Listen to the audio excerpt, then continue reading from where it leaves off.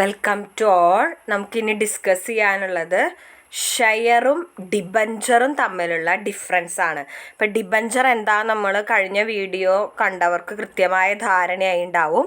നമുക്ക് ഷെയർ എന്താണെന്ന് ഓൾറെഡി അറിയാം. സോ ഇത് തമ്മിലുള്ള ഒരു ഡിഫറൻസ് ആണ് നമുക്ക് നെക്സ്റ്റ് ഡിസ്കസ് ചെയ്യാറുള്ളത്. നമുക്ക് നോക്കാം. ഷെയർ എന്ന് പറയുന്നത് എന്താണ്? ഓൺഡ് ക്യാപിറ്റൽ ആണ്. ഓൺഡ് ക്യാപിറ്റലിൻ്റെ ഒരു ഭാഗം അല്ലെങ്കിൽ ഓൺഡ് ക്യാപിറ്റലിനെ റെപ്രസെൻ്റ് ചെയ്യുന്നതാണ് എന്ത്? ഷെയർ എന്ന് പറയുന്നത്. Share is A part of owned capital. ഇനി ഡിബഞ്ചർ എന്ന് പറഞ്ഞാലോ, debenture is A part of loan or borrowed capital. അതായത് ഡിബഞ്ചർ എന്ന് പറഞ്ഞാൽ നമുക്കറിയാം ഇതൊരു ഡെപ്റ്റ് ഇൻസ്ട്രുമെൻ്റ് ആണ്, കമ്പനിയുടെ കടത്തിനെ റെപ്രസെൻ്റ് ചെയ്യുന്നതാണ്. സോ അതെന്താണ്? ബോറോഡ് ക്യാപിറ്റലിൻ്റെ ഒരു ഭാഗമാണ്. ഇനി ഷെയർ ഹോൾഡർക്ക് കിട്ടുന്ന റിട്ടേൺ എന്ന് പറഞ്ഞതാണ് ഡിവിഡൻ്റ് ആണ്. Dividend is paid on shares. ഡിബഞ്ചേഴ്സിന് കിട്ടുന്നത് എന്താണ്? നമ്മൾ പറഞ്ഞു ഇൻട്രസ്റ്റ് ആണ് ചെയ്യുന്നത്. Interest is paid on debentures. ഇനി ഷെയറിനെ സംബന്ധിച്ച് എന്താണ്? റേറ്റ് ഓഫ് ഡിവിഡൻഡ് എന്താണ്? ഫ്രം ഇയർ ടു ഇയർ അതെന്താണ്? വാരി ചെയ്തുകൊണ്ടിരിക്കും. The rate of dividend may vary from year to year. ഡിബഞ്ചറിനെ സംബന്ധിച്ചിട്ടോ റേറ്റ് ഓഫ് ഇൻട്രസ്റ്റ് എന്ന് പറയുന്നത് എന്താണ്? ഫിക്സഡ് ആണ്. നമ്മൾ പറഞ്ഞിട്ടുണ്ട് predetermine rate of interest ആണ് ഡിബഞ്ചേഴ്സിന് പേ ചെയ്യുക. ഇനി നമുക്കറിയാം ഷെയർ ഹോൾഡർ അല്ലെങ്കിൽ ഷെയർ എന്ന് പറഞ്ഞാൽ ഓൺഡ് ക്യാപിറ്റൽ ആണ്. സോ ബാക്കി എല്ലാവരുടെയും ചാർജസ് സെറ്റിൽ ചെയ്തിട്ടാണ് എന്ത് കിട്ടുള്ളൂ? ഓണേഴ്സിന് പ്രോഫിറ്റ് ഷെയർ ചെയ്യാനായിട്ട് പറ്റുള്ളൂ. സോ ഷെയർ ഹോൾഡേഴ്സിനെ സംബന്ധിച്ച് ഡിവിഡൻഡ് എപ്പോഴേ കിട്ടുള്ളൂ? കമ്പനിക്ക് പ്രോഫിറ്റ് ഉണ്ടെങ്കിൽ മാത്രമാണ് എന്ത് കിട്ടുള്ളൂ? ഷെയർ ഹോൾഡേഴ്സിന് ഡിവിഡൻഡ് കിട്ടുള്ളൂ. Share holders gets dividend only if there is A profit.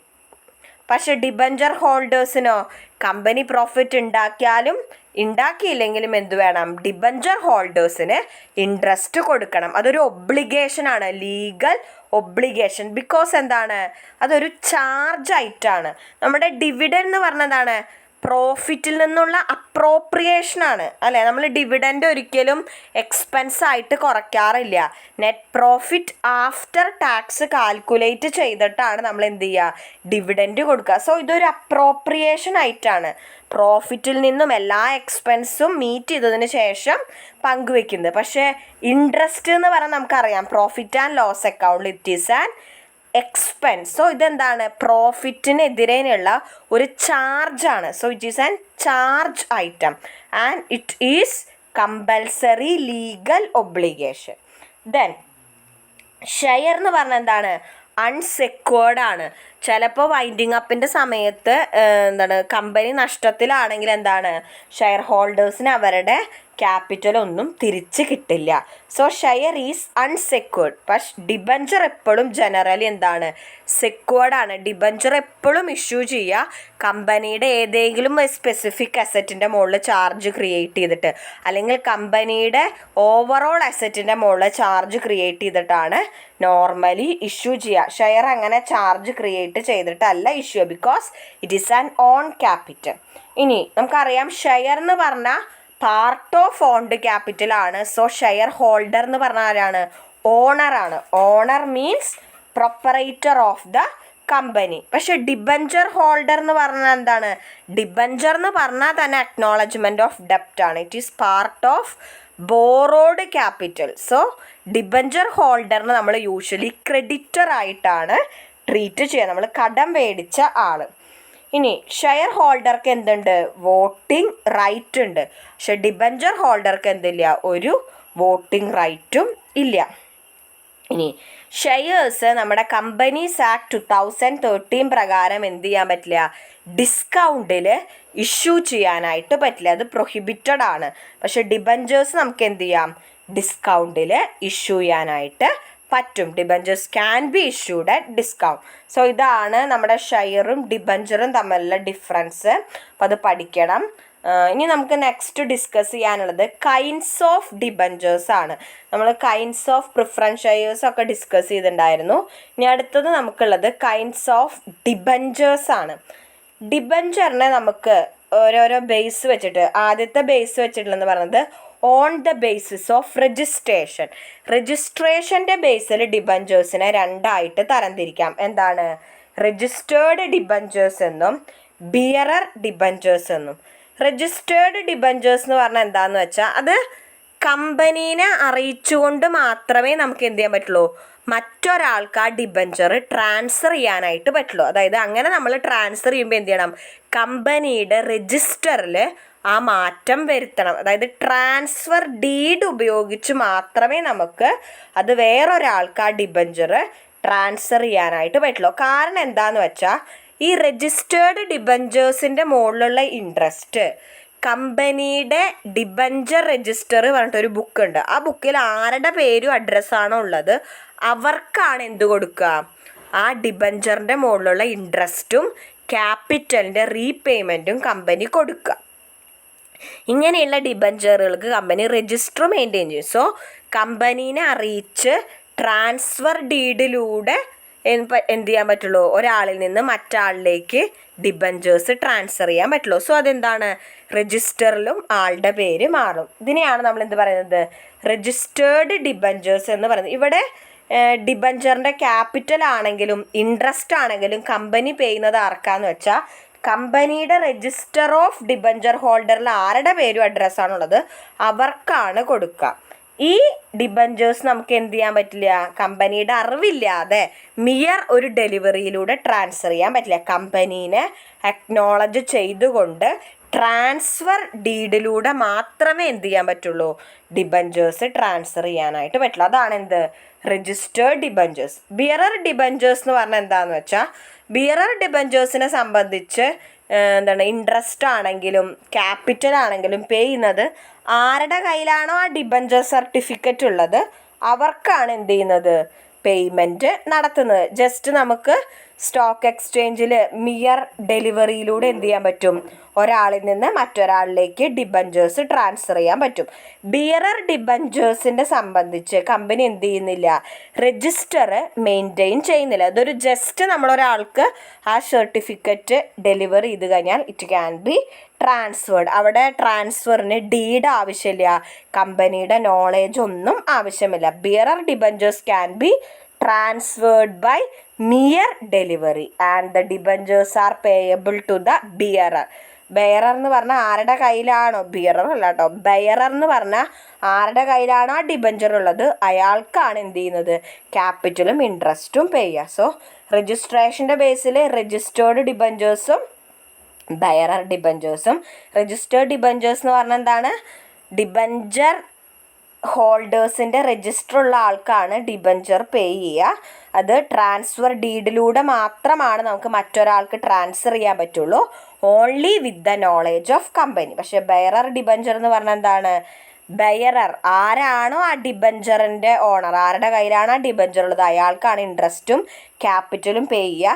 ഇവിടെ എന്താണ്, കമ്പനിയുടെ അറിവോ സമ്മതമൊന്നും വേണ്ട, just through a mere delivery without transfer deed we can transfer debenture from one person to another.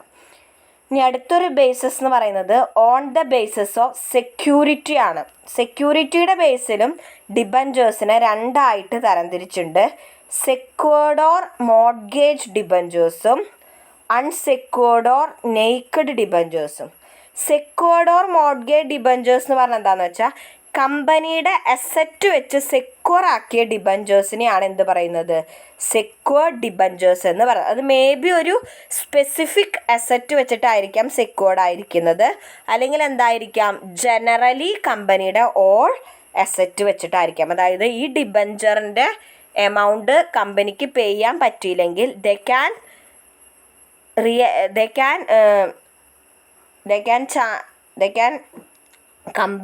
കമ്പനിയിൽ നിന്ന് അവർക്ക് എന്ത് ചെയ്യാം, ഏത് അസറ്റ് അവർക്ക് ഏത് അസറ്റിൻ്റെ മുകളിലാണ് അവർക്ക് ചാർജ് ഉള്ളത് ആ അസറ്റ് റിയലൈസ് ചെയ്തിട്ട് അവർക്ക് ആ എമൗണ്ട് തിരിച്ചെടുക്കാം. They can recover it from the company. അതാണ് സെക്വേർഡ് ഓർ മോർഗേജ് ഡിബഞ്ചേഴ്സ് എന്ന് പറയുന്നത്.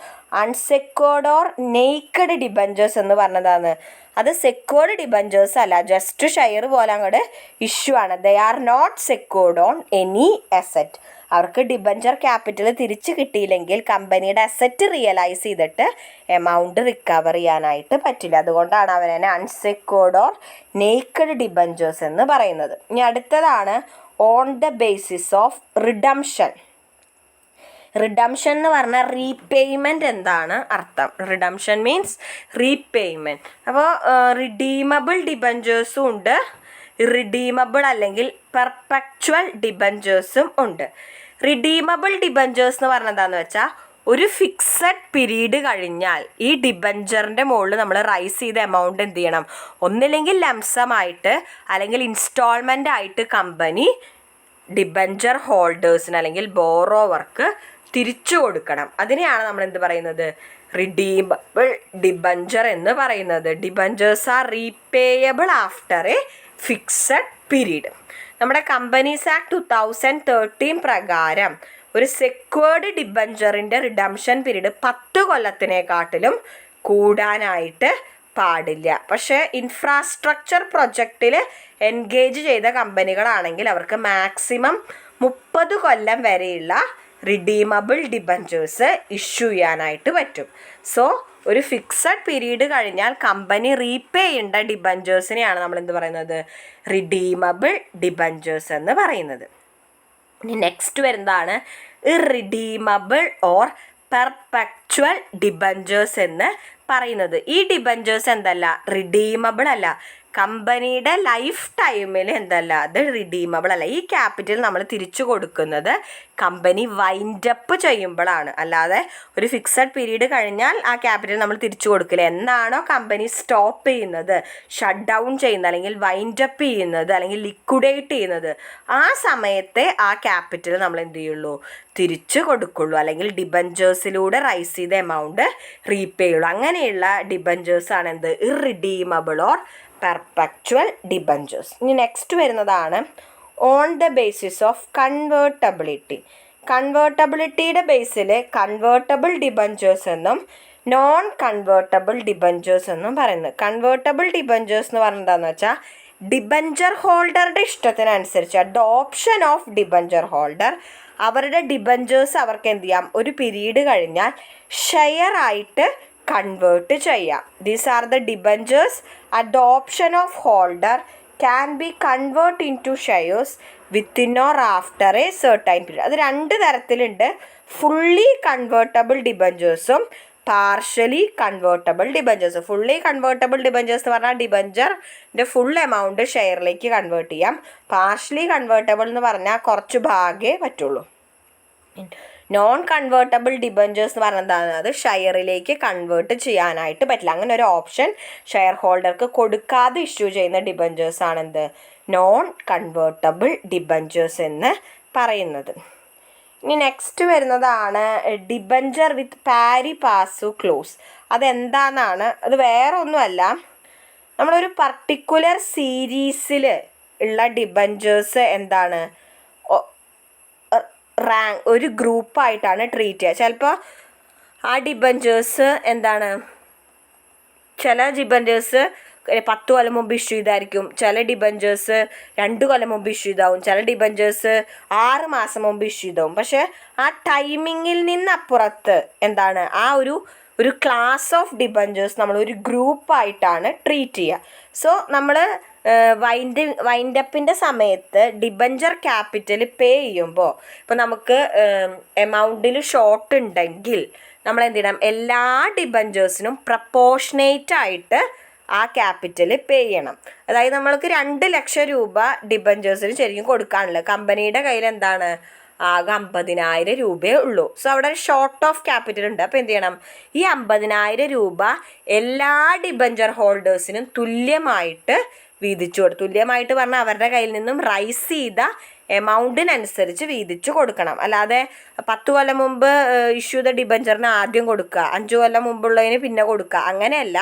എല്ലാ സെയിം സീരീസ് ഓഫ് ഡിബഞ്ചേഴ്സും നമ്മൾ ഒരൊറ്റ ഗ്രൂപ്പായിട്ട് ട്രീറ്റ് ചെയ്ത് അവർക്കൊക്കെ പ്രപ്പോർഷനേറ്റ് ആയിട്ടാണ് എന്ത് ചെയ്യുന്നത്? ക്യാപിറ്റൽ ഇഷ്യൂ ചെയ്യുക. In case of shortfall അതിനെയാണ് നമ്മൾ പാരി പാസു ക്ലോസ് എന്ന് പറയുന്നത്. ജസ്റ്റ് പറഞ്ഞു എന്ന് മാത്രം. സോ ഇത്രയാണ് നമുക്കിന്ന് ഡിസ്കസ് ചെയ്യാനുള്ളത്. എന്തെങ്കിലും ഡൗട്ട്സ് ഉണ്ടെങ്കിൽ ചോദിക്കുക. Thank you. അപ്പോൾ ഈ കൈൻഡ്സ് ഓഫ് ഡിബഞ്ചേഴ്സ് പഠിക്കണം. രജിസ്ട്രേഷൻ്റെ ബേസിൽ രജിസ്റ്റേർഡും ബെയററും, സെക്യൂരിറ്റിയുടെ ബേസിൽ സെക്യൂർഡും അൺസെക്യൂർഡും, റിഡംഷൻ്റെ ബേസിൽ റിഡീമബിളും ഇറിഡീമബിളും, കൺവേർട്ടബിലിറ്റിയുടെ ബേസിൽ കൺവേർട്ടബിളും നോൺ കൺവേർട്ടബിളും. Thank U.